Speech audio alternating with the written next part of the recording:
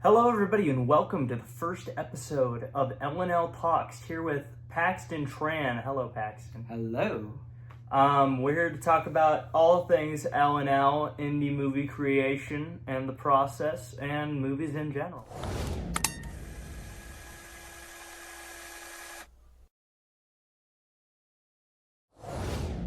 Paxton, you directed a film. Yeah, I did. Want to talk about did. Yeah, it's called "The Demon That Danced by My Side," and it's kind of a romance, but it's also kind of scary. It's a little freaky, but you know, it's gonna be fun. It's super fun, and you guys are gonna see it come out on April 18th, I think. Correct. Yes, April 18th. Woo! Yeah, I think I'm really happy that the final trailer ended up doing really well on YouTube. Because I want that movie to do well. Me and Paxton already watched it. We went to an early screening, aka Rafe's birthday party, and it was pretty good. I think what I like most about it is it feels very like. It never feels like a horror movie per se, but it feels very thriller-esque, and I think that fits the vibe much more for the movie than like a horror movie per se. Yeah, especially with like certain like beats of the story, and because the tone fits, and it was really fun to film.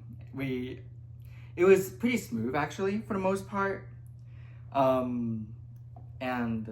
Yeah, I don't know. I don't know what to say. It went pretty well. I think we didn't really run into any major hiccups. We had to go buy stuff midway through the shoot because we didn't have the props we needed. So we like broke off into teams. Me and Paxton went to the grocery store and got a watermelon and a knife.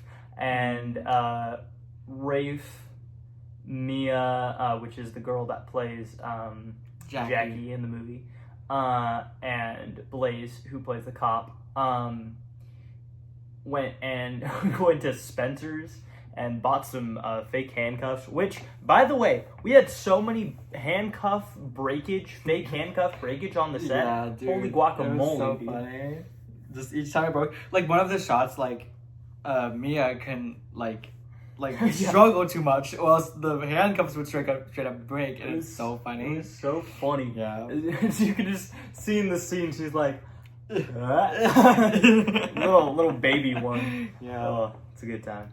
Mm-hmm. So, what was it like first time directing? It's intimidating. I feel like because I think it's harder when it's not your script, and so you're kind of like following what the writer originally intended.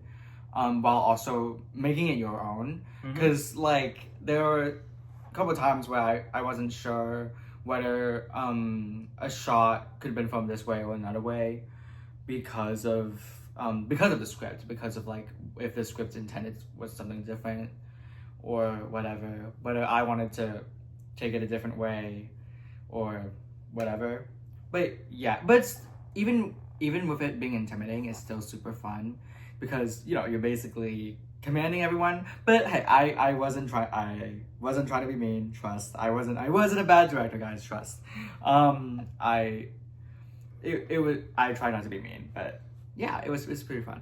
I think with like directing, like you were saying, when it's not your script, it's gonna be a lot different than what the director had in their head because or the writer. The writer.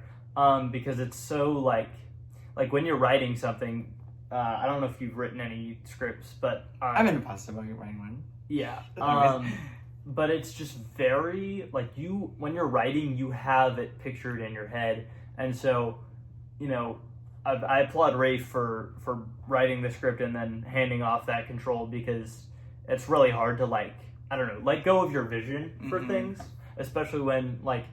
You take the time to write a very long script. It's very challenging to like be like, okay, all that stuff I imagined out the pooper, go nuts. And yeah, I think with this film, it's very it's very editing oriented, so it's a little harder to tell like the details of the cinematography and the like directing and the acting and whatnot, because you're very focused on the nuances of the editing, which isn't a bad thing at all. I think it works for the movie. But yeah, I think it's a really good film, and I'm really happy with a lot of the visual effects and whatnot that are in the film. And this movie has an original score. Yeah, I did some of the songs for it. 2 songs, and the end credit songs is not by me. That's not by me. But yeah, I did 2 songs in the movie. It's one of them has my voice, the other one doesn't.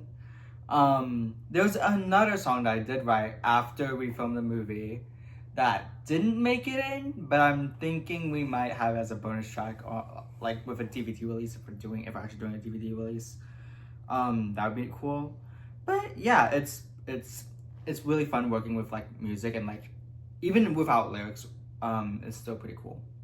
Yeah, I think I really liked the instrumental track. Not that the other one was bad by any means. Yeah. But I liked it a lot because it very much fits the vibe of what's going on, which I won't say. But of that specific scene. Yeah, that scene. It works really well with it. Mm-hmm. It brings a lot of intensity. That's what I will say. It brings a lot of like intensity to what's happening, and it makes your heart kind of like, you know, beat a little faster. So I think that's really interesting. And I believe besides projects that haven't come out yet, I think this is the first L&L project with an original score. I think so, yeah, because our first movie, like proof short film, had no music. 48 music was sourced somewhere else. Dead End, our collab with Banaynay, had score from somewhere else. That was it was from Jace. Yeah, we had. I don't know the guy very well, but he goes by J #CE. And I think it's just called Jace, but yeah, that's how it's like written out. Go check him out on Insta. Shout out to him for doing the music or the credit music for Dead End. But I think it's really interesting. I've had really like a lot of opportunities to hear people's different what they want to do for the score of a movie.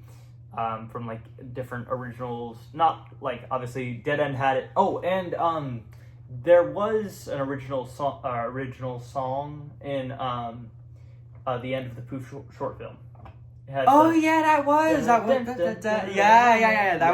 made by Rafe. Yeah. So that it's been cool seeing like how people try to interpret a scene into a song, and I think that's what the movie It's What's Inside, which is another body swapping movie. Just trying to stay on the topic of Poof here, but it's another body swapping movie, and that movie has just an incredible score. Like it. How did that? Anyways, hang on.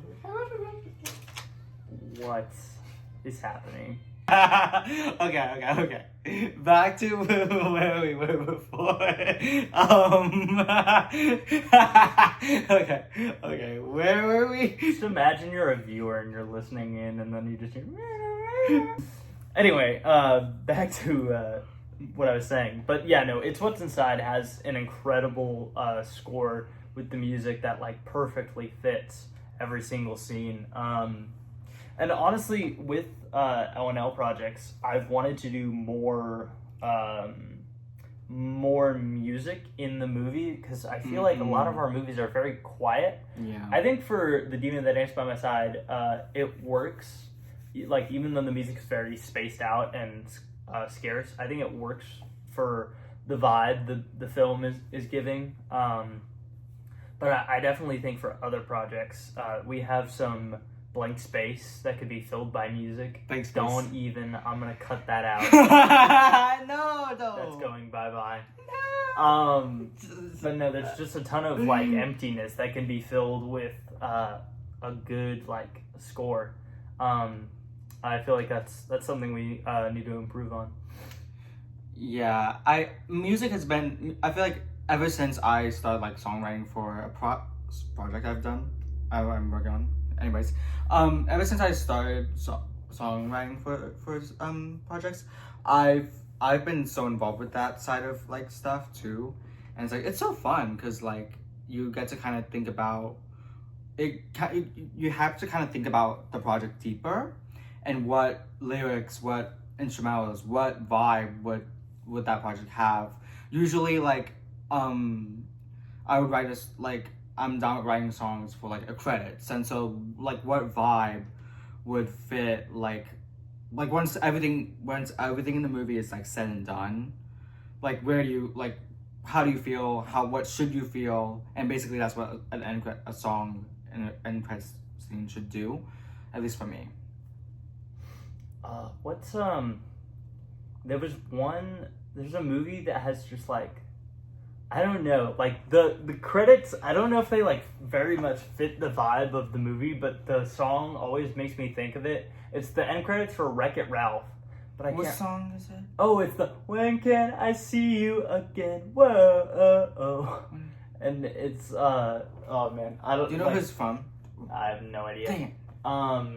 But every time I hear it, I just am like, Wreck-It Ralph song, and I'm like, that song does not fit the end credits for Wreck-It Ralph at all. Yeah. But, you know, it's Sometimes that is kind of funny because have you seen Smile 2? I haven't watched the full thing, but I've seen a lot of it. So the ending is just super horrifying and like kind of leaves you off on a super big cliffhanger. If you know, you know. And then the song is just, and then the end credit song is just like full pop banger. So literally like, I will say I had the ending spoiled for me, so I wasn't really that horrified as my parents were. But literally, when the credits started playing, I was just like, just vibing while my parents were just horrified sitting next to me. It was pretty funny. Yeah, I thought whenever like the first Smile movie came out, it kind of got the long legs treatment where it was like super overhyped as like the scariest movie of all time, that like changes your life after you watch it. Which I don't think is true for either of the Smile movies. I think the second Smile movie is probably better, but also I think it's really bad. I think hot take. I think perhaps hot take. I don't know. I don't know how people feel about it. I think it's literally just the exact same movie. Yeah, it's like they just gave it a different layer of paint, and the paint's prettier, but it's still just the same movie. I will say what makes the second movie stand out a lot from the first movie is Naomi Scott as Sky Riley, like the lead. She literally puts like, she has to do so much in that movie, like sing, perform, like sing, dance, and act scared for like 2 hours, and like it's daunting, it's hard. Like I'm not sure I could do that. And this one scene in particular where she screams, that she tears off a piece of her hair, screams, and then like destroys like glass in her bathroom, and it's so good. She's so good in that movie. Like horror performances in award ceremonies, especially like the Oscars, they're so overlooked. Like it's insane. I will say I'm not, when I diss Smile 2, I'm not dissing the acting. I think the acting was good. I think it's just the script was very repetitive of the first one, and like listen, there's some classic movies that it's like it's the same thing every time, like the Scream movies. Jurassic Park to an extent. To an extent, yeah. But like the Scream movies, or like I don't know, like Friday the 13th and the remakes. And that's a good one. It's like I think there's horror classics that I'm like, yeah, there could be a million movies of the same thing, and it's just fun. But this one, it just felt like it didn't. Smile was not the movie to do that with. Like Smile should have been its own standalone thing. There should not have been a Smile 2. Yeah. I see what you're coming from, but that does actually bring up a lot of points. Is that horror in general tends to be repetitive, like horror movies, like because they have sequels, they end up kind of doing similar tropes and stuff. And so you've seen with like Megan 2.0. So you haven't seen the Megan 2.0 trailer. I haven't seen any of the Megan movies at all. So the first one I would say is like, it's horror but for like teens. And so if you have like a sibling who's like a teen and they want to enter the horror genre and learn more about it, Megan is low-key just a good movie to start off because it's like it's chill with the horror, but you know it's still scary at some points. But Megan 2.0 is like, if you've seen the trailer, it's a straight up action flick. It is so funny. But I think it's the perfect direction to take that, like the specific like Megan series in, because like where can you go after the first Megan movie, really? You know? That's I feel like, man, so many movies are getting sequels that just don't need them at all. Do you know Coco's getting a sequel? I heard about that. I was like, where do you even Why? go? Like, why? It's not necessarily the what for me, but it's like the why. Like, well, like my thing is like you had a great story. It was like such a good story, and it worked so well. Mm-hmm. And it ended. Like, there was no, like, oh, no this could happen, but, like, no, it had a finite end. Why are you making a sequel? You're gonna ruin it. Yeah. Like, I feel like you could honestly say the same thing about live-action remakes. They're also unnecessary. I will say, though, if we're talking about, like, Disney and stuff, I will say the one good, or maybe the two good live-action remakes were Cinderella, the live-action Cinderella. I didn't watch that. And Maleficent. I heard that one was really I feel like for Cinderella is that the thing that made Cinderella such a good remake is, at least for me, and for maybe a couple people on the internet, is that, like, it does something unique. It's not just a one-for-one. It's not just translated from animated to the live-action screen. It tries to do its own unique thing visually with Cinderella's dress, with kind of the story beats. Maybe not the story beats, but like it's still unique. And I feel like that's what the live action remakes are missing, is that they don't have their own unique spark that makes them stand out from the originals, you know? Yeah, I know. I get that. I think with the live action stuff that's been going on recently, man, like what was it? Snow White. Oh my gosh! Like, okay, I get making like remaking a film in live action. I think can be cool and well done, but like, man, like, why do the dwarves look like that? Yeah, like, yeah. Again, that was a whole controversy. But like, I'm not sure if the audio picked up on that, but I like whispered like Gal Gadot, but like that she plays the evil queen, like she's so bad. Like, listen, her singing, I will say, it's not bad. It's just very generic, and I feel like it doesn't give the evil queen a lot of personality. And she's trying to get into that theatrical drama thing, but she's not fully like getting herself into it, like coming from a theater person, she's not fully immersing herself in that role. And I saw like this TikTok of literally a girl who was gonna play the witch in Into the Woods. She did a cover of the song, and she did it with so much more gravitas. Is that the word? But she did it with so much more dramatics, and like it's so good. But the song itself is fine, but it's just the singing. Yeah. So switch the topic up a little here. What projects are coming up that we can talk about? Can't or can? Can. Um, Well, obviously we can talk about Poof. Yeah, we can talk about Poof, and we can also talk about some of the things that have teasers out currently. What do have teasers out? Sorry. I think it's just Poof for us, but I also wanted to talk about Banaynay a little bit at some point in this. But we're gonna spill some tea on there. It's a real question. maybe not too much tea, but maybe in a sequel. I don't know. A sequel to the podcast yes, movie? Yeah, to their episodes. I know. Not movies. Maybe a sequel to this specific episode. You know, if that makes sense.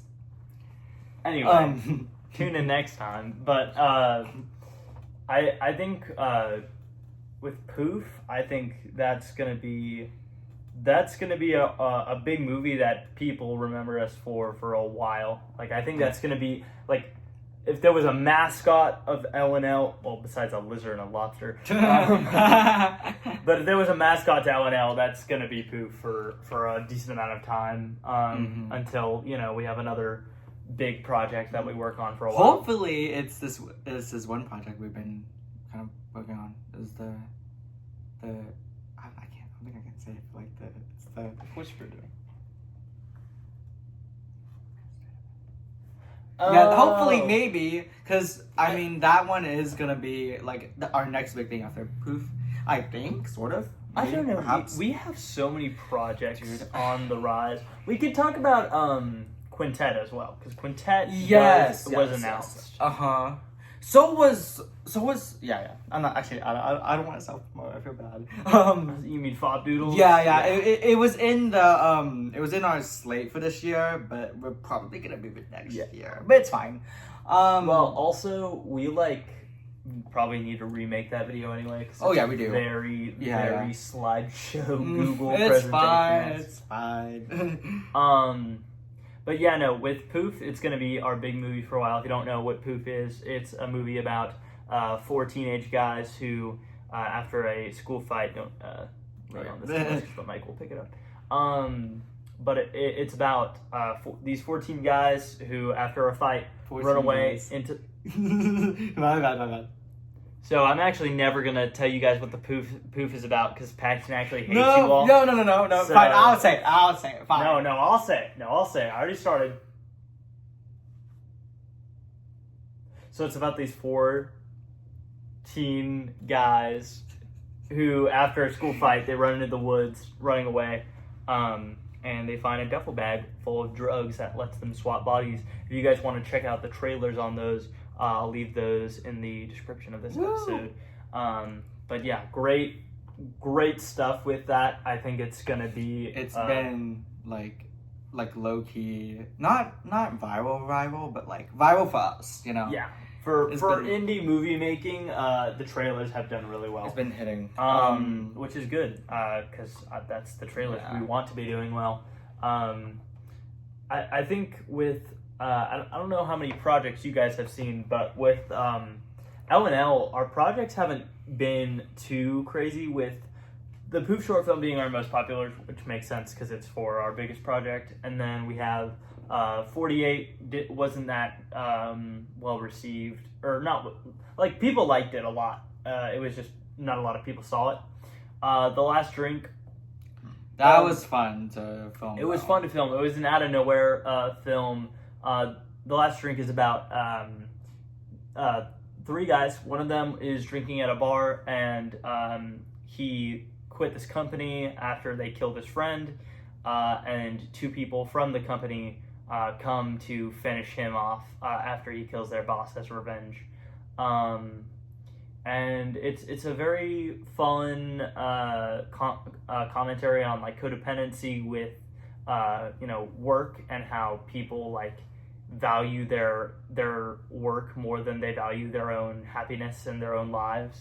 But it's a very fun film, and it was very fun to act in. It was completely improv too. We came up with the idea just off the top of our heads, and it was a good time. Yeah. But I think it didn't get as much hype just because we didn't have like barely any advertising, and the advertisement we did have was very simple and light, which isn't a bad thing. It's probably why we didn't get as much attention on that. I think very much so. The Last Drink was like a surprise drop, and so it was just kind of there. But yeah, it was still a blast. I definitely think that's one of our best acted films that are out so far. Let's see, what's our 4th one that's out? It's Poof short film, 48, The Last Drink, and something else. What is it? Is it Dead End? Oh, Dead End, right. Dead End, yeah. So that's why I think I mentioned it earlier, but Dead End is our collab with Banaynay Productions. They're great. They're probably gonna be in the description. Yeah, I'll put a link to their channel in the description. Mm-hmm. They're another movie making studio that's been just like us, where Mm-hmm. go out with phones and the best equipment we have and just try to make good movies. Mm-hmm.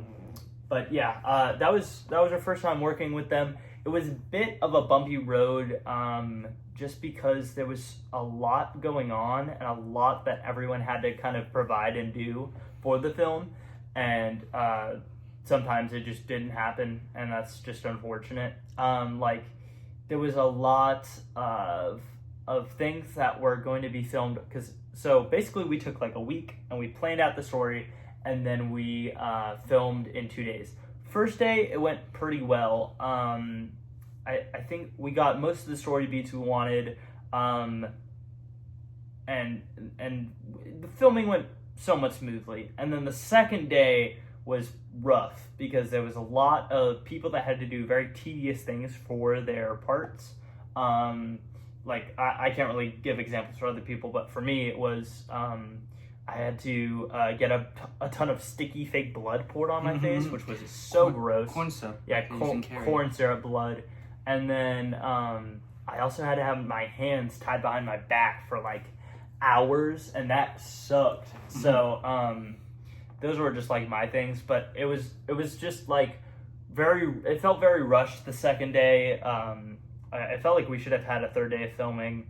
And it was just like a ton of people that were just trying to get it done the second day, it felt like, which kind of made it a bit of a drag. But overall, the project was fun to work on. Like, I enjoyed the parts of it I really enjoyed more than the parts of it that I did not like. Mm-hmm.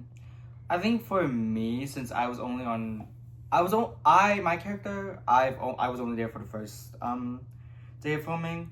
But I'll be honest, I was kind of miserable the entire time, because I think at the time my mental health was just it.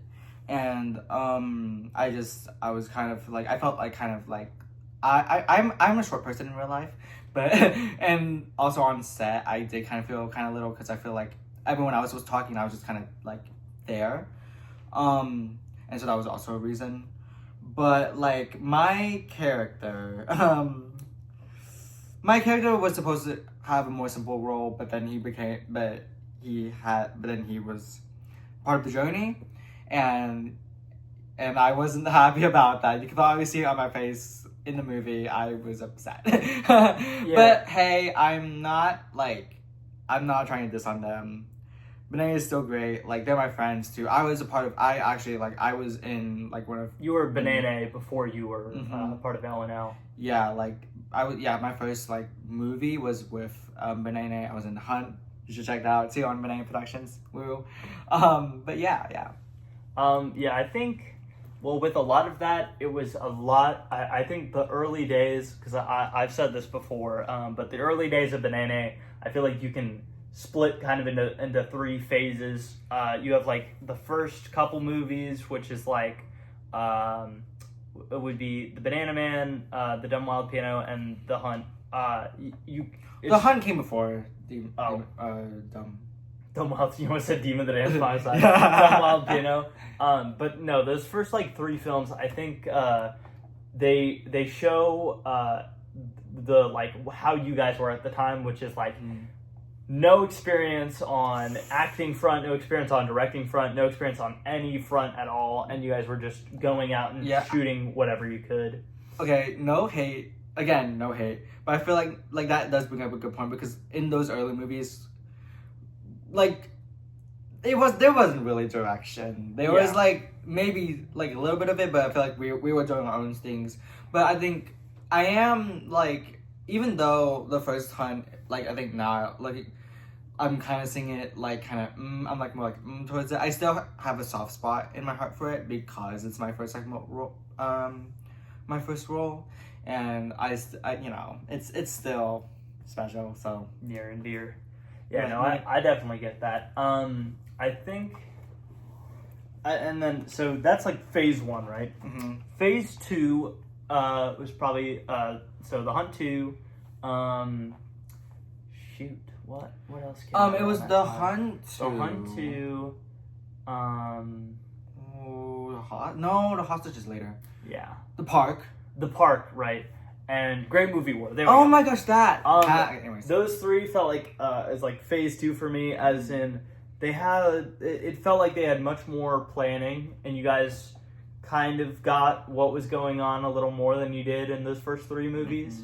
And they were a little more thought through, but still very like and you can just like see the end experience, and I think you guys didn't really know how to structure a movie in like in Act 1, Act 2, Act 3 No, we didn't. kind of thing. It was just a very jumbled together That's a good type point. thing. That's a good point. I even after like even like some Banaynay movies now, I feel like don't exactly have a Act 1, Act 2, Act 3 thing. It's more like just one consecutive. Which is maybe well, and you don't necessarily need with it. short films. You don't necessarily need them. But I think there was just like I think The Hunt 2 is the best example of like even Kale was like, yeah, I don't like he how didn't that like how it turned out. turned and that's, out. But I think it's just like I think with The Hunt 2, because in my opinion, you could take out probably like 10, 15 minutes of that film, and it would just be the same thing but less time consuming to watch, because there's just a lot of filler that doesn't really feel like it's providing anything for the story. It's just kind of there to be there, which I don't know. I think that was probably like a thing where it was like if the story was a little more scripted and planned out, I think that wouldn't have happened as much. But yeah, I think that's just how it felt. And then you have Act Phase 3. Phase 3 of Banaynay, which is like the hostage kind of is like a mixture between the first 2 or the second and third phase, because I think that was whenever that was what came out, it was your guys' best movie, and it has really cool effects, and it has like it's very well done, besides like the beginning, which I think is a little boring. But like after you get past that first like hill, it's a very interesting movie. But I still think it has a lot of, again, like it's brought down by the beginning, and it still has those amateur elements. And then you have after that is Silhouette. Has anything come out? Silhouette, Dead End. Dead End. You're right. Yeah, Dead End, Silhouette. And I think that's. Well, game over, but that's Game Over is that's an interesting case. It's its own thing. We'll talk about that in a second. I'll say what I think about like how it fits into that structure. Yeah.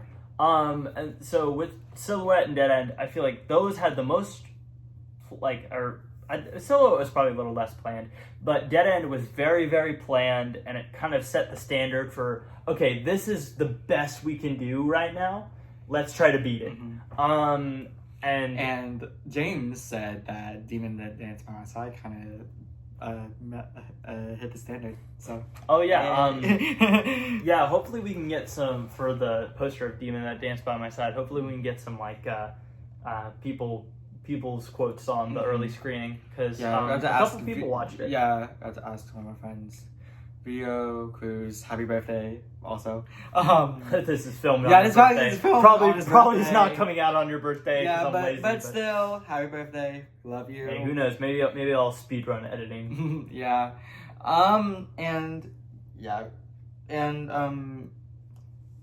Rio Cruz. Mia, she was part of the movie. Rafe, part of the movie. Yeah, everyone that was a part of the movie, and then Vio, Cruz, and James. And I think James was there. What you just talked about. I know. Okay, my bad. Anyway, but back to my phase little conversation. I think Silhouette is the best standalone Banaynay film. I'd say Dead End beats it, but Dead End was a L&L Banaynay collab. But like just Banaynay movies, I think that is the best Banaynay movie. It has the best cinematography, like the most thought out shots. It was unique. It visually looks very nice. Like the quality looks very nice, and it doesn't try to put a story in something that doesn't really need a story. Like it's just an action film to be an action film, and I think those are fun. Especially when it comes to short films, because it works for a short film format very well. And game over. So Game Over is one of the most recent ones that it's the most recent Banaynay film. And I would say it's very much so a Phase 2 era Banaynay film, because it has a semblance of a plot, but it's fun. It's not serious. We weren't trying to show off our acting or anything. No, we were just trying to be fun, have a filler movie before the competition movies come out. Yeah, I think for sure that Game Over, I think it does, like, I don't know, technically fit into a Phase 2. I almost wanted to put it on the level with The Hostage. I don't think it's really? I don't think it's as good as The Hostage, don't get me wrong, but I think it's like has the same quality level of The Hostage, and I think it's a very fun movie to watch. Like, I think it's interesting out of most things. It's a very unique thing, and it's definitely like if you're looking for like an actual film, that's not what you're gonna get out of this. No. This is just a very throwaway little short film. I do emotes in that movie. Yeah, California Girls. I don't know how that didn't get copyrighted. YouTube, don't listen to that and then be like, watch this podcast episode be the reason why. That'd be funny. Oh my gosh. But yeah, no, I think that probably sums up, well, to an extent, how I feel about the Banaynay movies. Not getting like uber in detail about every single one of them, because then this podcast episode would be like 7 hours long. We said that at the same time. I'm curious. What other topic change? But what other guests aside from like Rafe and Jackson, who would you want to get on this podcast? So I for sure, I think Mir would be good. Honestly, I think when I'm doing these podcast episodes, it'll probably just be me and another guest for the main part. I mean, a co-host would be fun, but we'd have to like this podcast setup is a very 2-person only setup currently. Yeah. But I could be your co-host, trust. If we had like another like corner or something for other people, like for lights, sound. But right now the podcast is a little low budget. So for now, the episodes will probably just consist of mainly me and another guest, and it will probably be indie film group people like anyone in L&L, anyone in Banaynay, or even Speed Limit. True, yeah. Or Killable. We'll see if we can get Speed Limit. Killable would be fun, yeah. But yeah, Blaze would do great. It would be fun to get Blaze on. Hey Blaze, what's up? Hopefully you're seeing this. But yeah, I think that's probably a good place to wrap up episode 1. Trying to not drag it out for too long for editor Kyle. We love you, editor Kyle. Trust. Sometimes I question that. For myself, not for you. Oh. I'm just kidding. But I hope you guys enjoyed the first episode of L&L's first ever podcast. So I'm excited. This was L&L Takes. Wasn't it Talks? No, it's L&L Takes, because it's like our things. Yeah. But yeah, I hope you guys enjoyed, and I'm hoping that next episode will probably either be it'll be one of the directors of L&L or Banaynay, so either like Rafe or Kale or Leo. I'd love to get Leo on an episode. But yeah, you guys will hopefully see that maybe next week if I'm consistent. Hopefully. You never know. It'd be great if I could get this being a weekly thing, but we'll see. And then we might have some repeat guests here and there. Me. It was probably so loud in the audience. I'm sorry. Yeah, I'm gonna go up to the mic. Oh my gosh. But yeah, I hope you guys enjoyed this first episode of L&L Takes. We'll see you guys in the next one. Peace! Woo!